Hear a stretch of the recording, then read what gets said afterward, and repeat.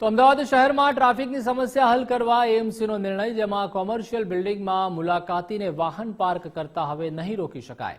ધંધાકીય એકમો દ્વારા રોકવામાં આવશે તો એએમસી કાર્યવાહી કરશે. એએમસી દ્વારા આવા એકમોને સીલ કરવા સુધીની કાર્યવાહી કરવામાં આવશે.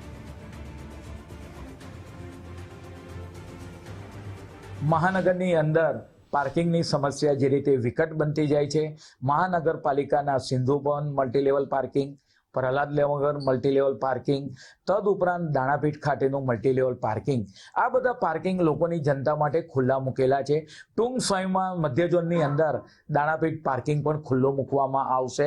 પરિણામે ટ્રાફિકની સમસ્યા હળવી બને. મહાનગરપાલિકા દ્વારા જે પાર્કિંગ પ્લોટ આપેલા છે 60 જેટલા, એમાં પણ વધારે કરીને બીજા 20 જેટલા પાર્કિંગ માટેના પ્લોટ આઈડેન્ટિફાઈ કરવામાં આવ્યા છે. પરંતુ કેટલીક જગ્યાએ કોમર્શિયલ એકમોની અંદર જે વાત કરી કે બહારના આઉટસાઇડ વ્હીકલને અંદર આવવા દેતા નથી, અંદર જગ્યા હોવા છતાં, એ બાબતે ધ્યાન પર આવી છે.